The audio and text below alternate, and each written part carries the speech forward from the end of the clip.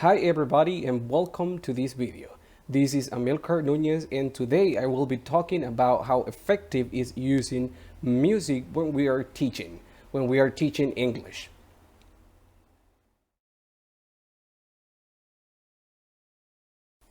There are a lot of reasons why music is considered an important tool, and it is used as a teaching strategy, and I tell you why. First is because music is a universal language and everybody likes music. Adult people like music, children love music, and that's why we can use it as a teaching aid in our classes. When we are talking about music, we are not only talking about the sounds, but also to the lyrics, and lyrics are really important when we are teaching. Also, music connects a lot of cultures and languages, and that's why it is considered as a universal attraction. Music is a motivating resource, and people can have fun, our students can have fun, and they can enjoy when we have these kind of activities in our classes. And that's why it makes learning fun and effective.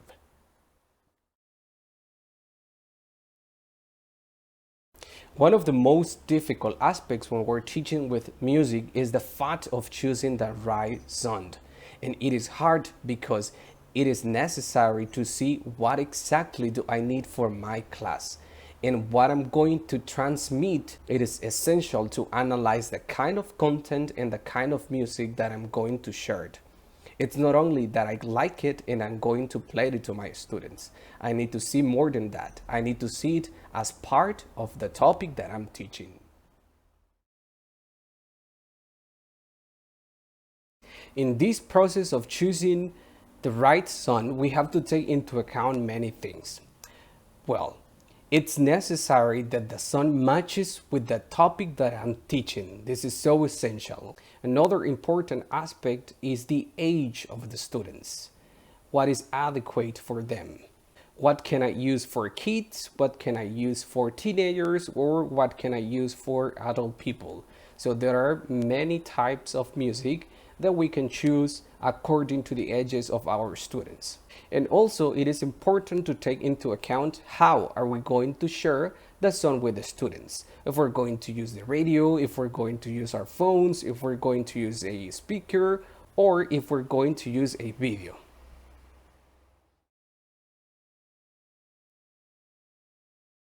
These procedures help us to use properly the songs that we already have for our class. We're going to tell them first that we're going to listen to the song, and we are going to motivate our students to listen, and in that way they're going to develop their listening skills, and at the same time they're going to have fun.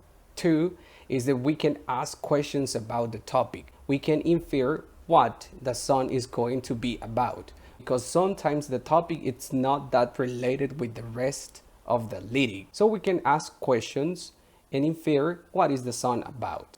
Three, it's that once we already listen to the song, we can give to our students the lyrics of these songs. So they're not only developing the listening skill, but also the reading skill, because they're going to read and they're going to see how are the words pronounced. Four, in the different parts of the song, we need to focus on the grammar aspect or the tense or the topic we are teaching.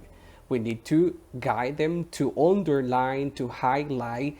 If it is in a specific tense, we guide them to underline the tense and they can identify the same topic in the lyrics of the song. Five, we can do the same with vocabulary word or expressions, because we can tell them that in songs we use specific phrases, or we can use contractions, or we can use expressions. And six, we can use a lot of creativity with a song. We can ask them to record a video as a musical video, or to answer a worksheet, or to role play the song. As you can see, we can teach through songs. And the most important is that when they listen again these songs, they're going to remember the topic that we were teaching them, and they're going to start singing the song, and that's learning. So music is learning. Thanks for watching.